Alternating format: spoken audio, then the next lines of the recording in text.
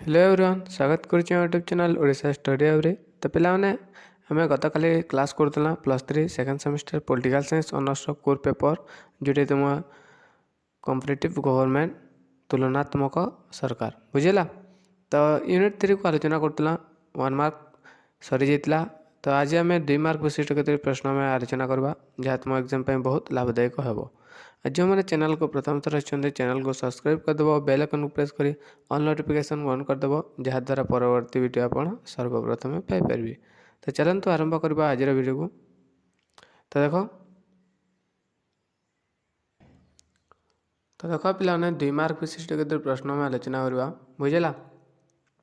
तो प्रथम प्रश्न रही है देख संविधानवाद कौन, व्हाट इज कॉन्स्टिट्यूशनलिज्म।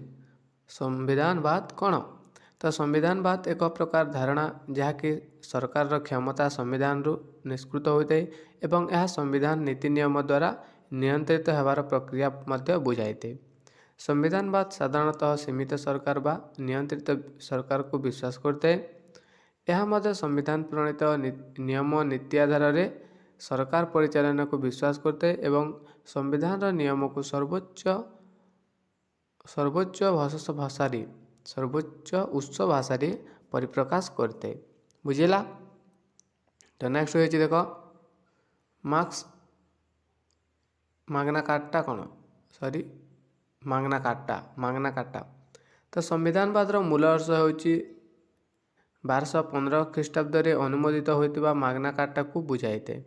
तो संविधानवाद मूल उत्स हो 1215 ख्रीष्टाब्द अनुमोदित होता मागना कार्टा को बुझाई थे।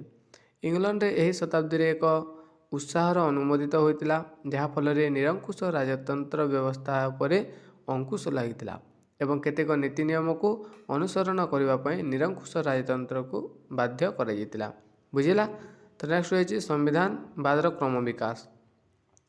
देख डेवलपमेंट ऑफ कॉन्स्टिट्यूशनलिज्म। तो साधारणतः सप्तदश एवं अष्टादश शताब्दी मध्य संविधानवाद प्रसार घटीला। तो मन रख पिला 1 मार्क क्वेश्चन संविधानवाद प्रसार केवे घटीला ना साधारणतः सप्तदश और अष्टादश शताब्दी मध्य संविधानवाद प्रसार घटीला। यार बहु पूर्वर इंग्लैंड मागना कार्टा चुक्ति व सनंद संविधानवाद मूलदुआ पकाई। युक्तराष्ट्र अमेरिका 1177 एवं 1789 मसीह संविधान कार्यकारिता यार कार्यकारिता को प्रतिपादन करथिला बुझेला। नेक्स्ट गणतंत्र राष्ट्र संविधानवाद भूमिका कौन। तो संविधानवाद एक गणतंत्र राष्ट्र गणतांत्रिक मूल्यबोध एवं सरकार उत्तरदायित्व मध्य समन्वय प्रतिष्ठा करने उचित। यह प्रकारांतरे सरकार क्षमता को सीमित करने सहित जनमत को प्राधान्य देवाई बाध्य करते। यह राजनैतिक नेतृत्व को क्षमता अपव्यवहार पर बारण कर बुझेगा। नेक्स्ट न्यायपालिका अर्थ कौन, व्हाट इज जुडिशियरी। तो न्यायपालिका सरकार 3टी अंग मध्य अन्यतम होची न्यायपालिका। तो न्यायपालिका सरकार 3टी अंग मध्य अन्यतम अटे।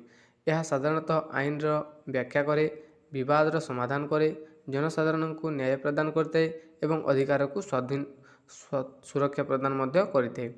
एक गणतंत्र राष्ट्र रे न्यायपालिका को जाग्रत प्रहरी कहुए। तो एक गणतांत्रिक राष्ट्र रे न्यायपालिका को जाग्रत प्रहरी बोली कहुए। यह संविधान रक्षक और व्यक्ति स्वाधीनतार पृष्ठपोषकता करिथाए। क्लियर।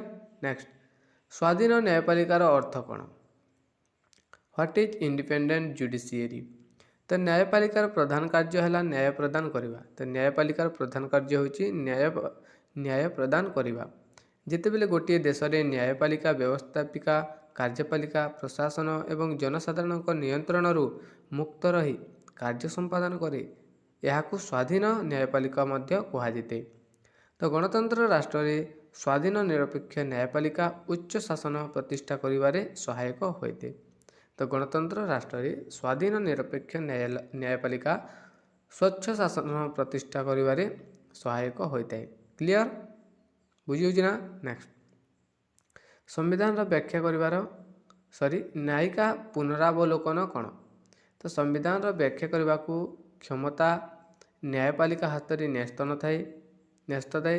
ବ୍ୟବସ୍ଥାପିକା ପ୍ରଣୀତ ଆଇନ ଓ କାର୍ଯ୍ୟପାଳିକାକୁ ବିଭିନ୍ନ ନିର୍ଦ୍ଦେଶ ସମ୍ବିଧାନ ସମ୍ମତ କି ନୁହେଁ ତାହା ନିରୀକ୍ଷଣ କରିବା କାର୍ଯ୍ୟକୁ ନ୍ୟାୟିକ ପୁନରାବଲୋକନ କୁହାଯାଇଥାଏ। ଯେଉଁ ଆଇନ ଓ ନିର୍ଦ୍ଦେଶନାମା ସମ୍ବିଧାନ ନୀତିର ପରିପନ୍ଥୀ ଅଟେ ଏହାକୁ ନ୍ୟାୟପାଳିକା ଅସିଦ୍ଧ ଘୋଷଣା କରିଛନ୍ତି। କ୍ଲିଅର? ନେକ୍ସଟ, ନ୍ୟାୟିକ ସକ୍ରିୟତା କ'ଣ? What is judicial activism? ତ ବେଳେବେଳେ ନ୍ୟାୟପାଳିକା ସମ୍ବିଧାନ ଆଧାରିତ ନୀତି ଊର୍ଦ୍ଧ୍ୱକୁ ଯାଇ ନିଷ୍ପତ୍ତି ପ୍ରଦାନ କରିଥାନ୍ତି। ଏହାକୁ ନ୍ୟାୟିକ ସକ୍ରିୟତା କୁହାଯାଇଥାଏ। ଦୁର୍ନୀତି, ଭ୍ରଷ୍ଟାଚାର, ଅସାମାଜିକ ତତ୍ତ୍ୱକୁ ପ୍ରତିହତ କରିବା ପାଇଁ ନ୍ୟାୟପାଳିକା ନିଜ ଆଡ଼ୁ ଶୁଣାଣି କରି ନିଷ୍ପତ୍ତି ପ୍ରଦାନ କରିଥାଏ। ବୁଝିଲା? ନେକ୍ସଟ, ଏକକ ନ୍ୟାୟପାଳିକା କ'ଣ? What is integrated judiciary? ତ କେତେକ ରାଷ୍ଟ୍ରରେ ନ୍ୟାୟପାଳିକା ଭିନ୍ନ ପ୍ରକାର ରହିଥାଏ। ସଂଘୀୟ ରାଷ୍ଟ୍ରରେ କେନ୍ଦ୍ର ଓ ରାଜ୍ୟ ମଧ୍ୟରେ ସମନ୍ୱୟ ରକ୍ଷା କରିବା ପାଇଁ ଏକକ ନ୍ୟାୟପାଳିକା ଆବଶ୍ୟକ ପଡ଼ିଥାଏ। ତ ତଳ ସ୍ତରରେ ସର୍ବୋଚ୍ଚ ସ୍ତର ପର୍ଯ୍ୟନ୍ତ ସମସ୍ତ ନ୍ୟାୟପାଳିକା ଗୋଟିଏ ରୂପରେ କାର୍ଯ୍ୟ କରନ୍ତି ଏବଂ ଏହା ସୋପାନ ଭିତ୍ତିକ ଗଠିତ ହୋଇଥାଏ। ଏହାକୁ ଏକକ ନ୍ୟାୟପାଳିକା ମଧ୍ୟ କୁହାଯାଇଥାଏ। ତ ଏଇଟା ଥିଲା ତୁମର +3 second semester political science honours of core paper 4ର ୟୁନିଟ୍ 3ରୁ 2 ମାର୍କ ବିଶିଷ୍ଟ କେତେଟା ପ୍ରଶ୍ନ। ଆଶା କରୁଛି ଭିଡ଼ିଓଟି ଭଲ ହେଇଥିବ। ଭିଡ଼ିଓଟି ଭଲ ଥିଲେ ତୁମ ସାଙ୍ଗସାଥିମାନଙ୍କୁ ସେୟାର କରିଦେବ। ଗୋଟେ ଲାଇକ୍ ଗୋଟେ କମେଣ୍ଟ ନିଶ୍ଚିତ ଭାବରେ କରିବ। ଧନ୍ୟବାଦ।